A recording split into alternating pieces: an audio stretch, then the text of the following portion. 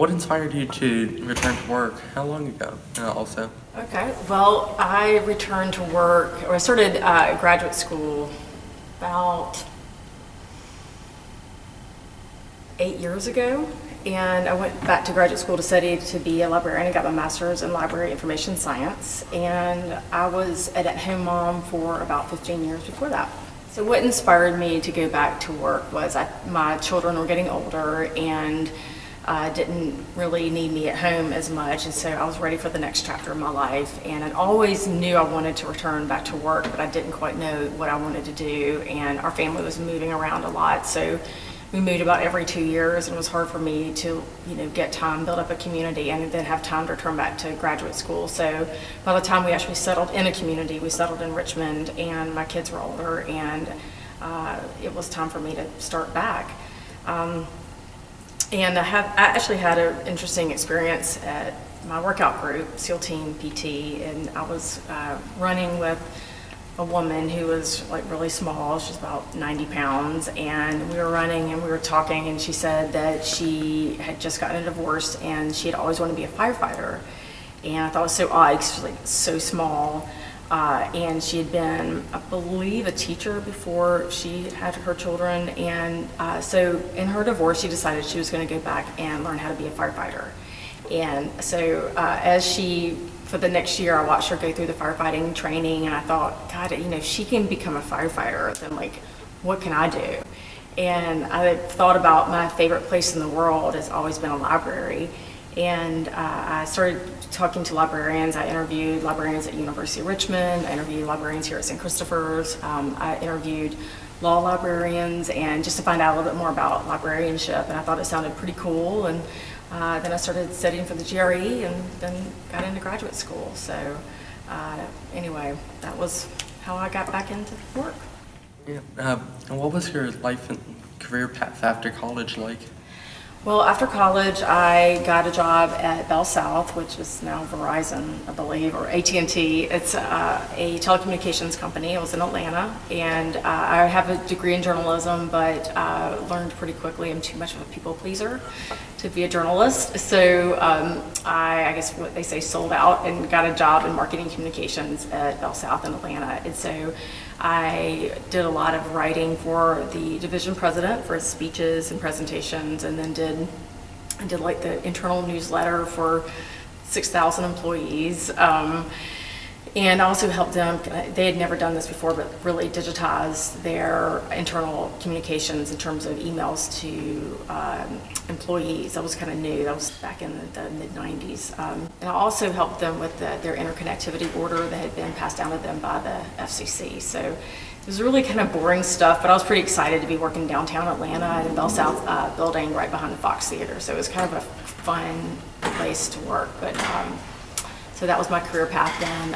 And then I got pregnant with my daughter, Lucina, and then became a freelance writer. So I quit work after having her, and then became a telecom freelance writer in Atlanta. So basically I knew a lot of the people in the telecom industry, and they knew me, and so I did a lot of writing for them. So I did that till we started moving around. What was the most difficult part about doing your master's degree? Gosh, well, first of all, I had not been back to school in so long, and I was 38 when I started back in graduate school, so I felt like really way much older than everybody else, and I really was a lot older than everybody else. And like having to study for the GRE was weird. I'd not taken algebra in a long time. I had really felt like that part of my brain had not been working in a long time. So I thank God for Khan Academy. I thought it was really awesome to relearn some of the concepts of algebra because it had been so long. I would say also so much had happened, changed with technology that I didn't think about. Like I never really needed to use my Microsoft suite as a freelance writer or as an at-home mom. I mean, I used plenty of web stuff, but not, specific software. So a lot of things had changed. I really had to go back and buy a new computer and buy new software. And when I was in some of my more complicated classes, I took a taxonomy class that was really complicated, and it took me 10 times longer than everybody else to understand things and to do it. So I just had to really be patient with myself, and I was used to things coming really easily, and then they just weren't. So that was my experience in grad school. How long were you at home with children? So I was at home with them for 15 years. A lot of that time I was spent doing freelance writing and going back to graduate school. So, but in terms of not, getting up and going to a cube every day, that would say 15 years doing that. So it was a time, it was wonderful because I was there every step of the way with my kids. It was really great. I did a lot of volunteer work. I got involved with this SCAN, which is here in Richmond, the Stop Child Abuse Now. I got really involved with them, and I was able to really give back to my community and give back to the schools and my volunteer hours. But it also was, for me, I felt like myself had disappeared in terms of like who I was as an individual, not like as a mother or as like a volunteer or as a board member or whatever, but like who Marsha is. And I didn't really know what that was. I was constantly focused on what my kids needed or what the schools needed or what my volunteer opportunities needed rather than like what I needed. And so that was like a real wake-up call for me. And I don't think I really understood how much I had been like ignoring that part of me, or maybe just so busy with other things that I didn't even realize how long I had ignored that until I went back to graduate school and kind of found that voice again as like a human being and as an adult. What was the hardest part of transitioning back to regular work? I think for me it was, I felt like, I was older when I went back to work. I was in my 40s, early 40s, going back full time, but I was older, but I was newer in this career, where I had a lot of life experience that in different careers and also in life in general, but that I was really new at being a librarian. And it was really hard because I still had lots of questions and a lot of uncertainty, but I didn't want to appear like too uncertain that people wouldn't trust me or know that, I really can handle what's coming down the road.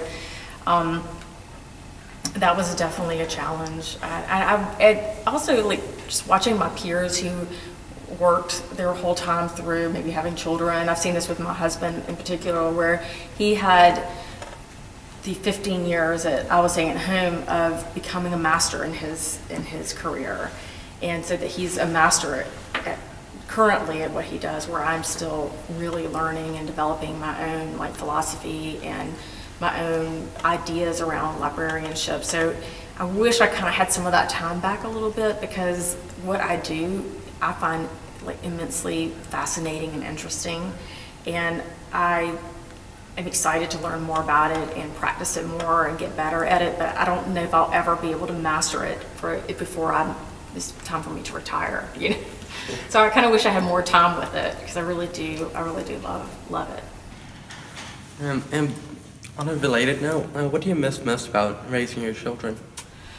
Oh gosh, I miss like doing goofy, fun stuff with them. I mean, sometimes it's hard to know like if I miss being at home or if I miss my children being young, because we would do all kinds of like goofy things, like go apple picking, like in the middle of the day, or right now in this fall weather, or we would build a fire and roast marshmallows like at 4 o'clock right after school, and I miss that, but I think also I wouldn't be here doing cool stuff with you guys. So I'd say I miss probably them being young more than I do miss being at home. I think it would be nice to have maybe one extra day I could kind of get some extra sleep, but other than that, I really don't miss it. I felt like a lot of being at home, it became for me like I was just kind of done. My kids were like, again, they weren't at home by the fire roasting marshmallows anymore. They were doing their own thing, so. Good. Yeah, and what are you most surprised that you missed? Well, I'm most surprised by, I kind of thought I would be able to have the time to still like cook and do, have more hobbies than I do now, in terms, especially when I was looking to find like me and my voice. I thought I'd have more time to do like hobbies. But I really do love what I do, so I find it really enjoyable, like what I do all day long, so I don't really feel like this need to like have a million hobbies when I go home. So I'd say I probably miss the chance of having more hobbies. Like I used to do more crafts and sewing and cooking, and I did more running and training and things like that, so I miss a little bit of that. While you cared for your children, what did you miss about working? Oh my gosh. Well, I remember one morning when we lived in Boston. It was before Mike, my son, was born, and I had my daughter Lucina. She was 4, and I remember, and it just struck me at this moment, seeing young people around my age walking to the State House in Boston, like with their suits, and they were really young. You could tell they were probably coming in with a new governor, or they just looked like these young, like political science majors, right out of school. And I just thought, God, could that have been me? Like, could I have been, working in some cool city and like working for a politician or doing something really cool like that? And I miss just kind of being a part of that adult life, like getting up and putting a suit on and having a sense of an achievement for the day. Sometimes when I was at home, my achievement was just like, getting the kids to school or getting groceries, bought. And that's nice at first, but then it got kind of boring. And so you would say that what you miss most is the accomplishment that comes with Yes, yeah, like feeling like you've accomplished something that you can actually put your finger to, like say like I, completed this like program, or this was successful, or it wasn't successful, and this is what I learned from it. There's a lot of personal growth with that, and a lot of personal growth with a career. And I'm not saying, I had a lot of personal growth with my children. Like, it's something to me I feel like was given to me, and I was able to just enjoy every moment of it. Being with my children, I wouldn't do it any differently, but I did miss that sense of like accomplishment that I do get from my career. Do you think that working at your job is easier or harder than caring for children? Oh gosh, I think it is so much harder to care for children. Why? Why? Well, for all the reasons I missed working.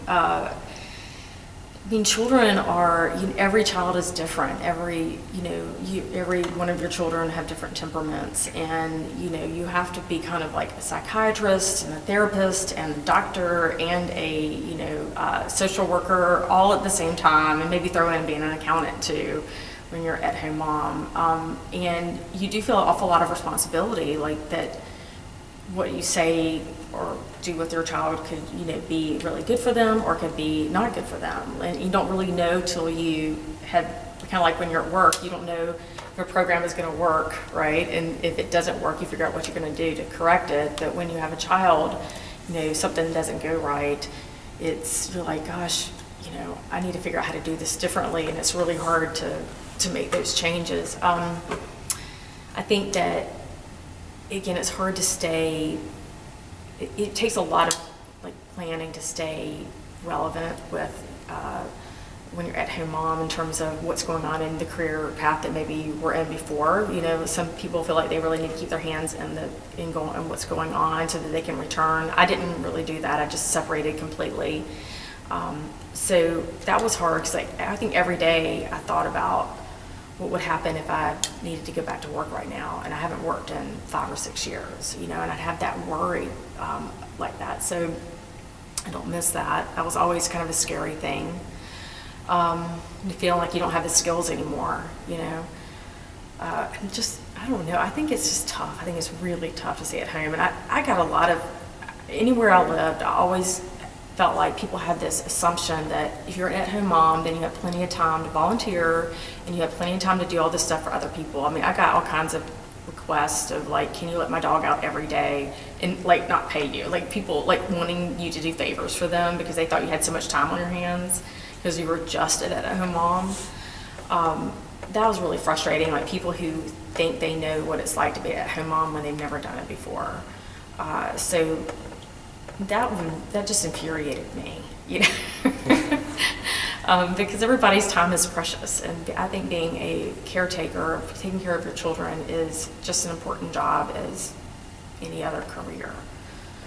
So I don't think people need to like discount that at-home moms just sitting around nothing to do, because there was not a day that went by that I had nothing to do. I was always busy with the kids and with the home and with my community. And finally, what message would you want us boys to take away from all your experiences? Well, I would say, as I would say anything that women are just as capable and strong and smart as a man. And I say that is because often when I was being introduced, like in a social situation, especially when I was younger, and I was introduced as, this is Marsha Hawkins, and they asked me what I did, and I said, oh, I'm an at-home mom. And oftentimes, it was young men, eyes would glaze over, and they'd just like walk away. And like I had nothing to talk about. And I was a vapid, empty person. So I would say don't discount women when they say they're at-home moms or they're thinking about being an at-home mom. That is a valid, wonderful choice for women and men. Some men stay at home as well. So I would say first of all, don't let it stop you from asking questions in a respectful way about a woman who's staying at home. Maybe ask her about what her hobbies are, or what she is involved in the community or whatever. What else I want boys to know? This is a tough one. I would say to boys whose moms are at home right now, that I would say, thank them, thank your mom. And to boys' mothers who are working full-time, thank them, thank your mom. She loves you a lot more than you realize. And there's a lot of struggle there for all mothers I always say we could swim in a sea of guilt for what we feel about like our children. And I would say respect and be respectful to any woman, be at-home mom, a career woman, and that whatever decision she's made, be it work or not work, that it was not a decision that came super easy. And so don't ever discount that it was just something that they felt would be easy. It never is. It's never as easy as you may think on either side.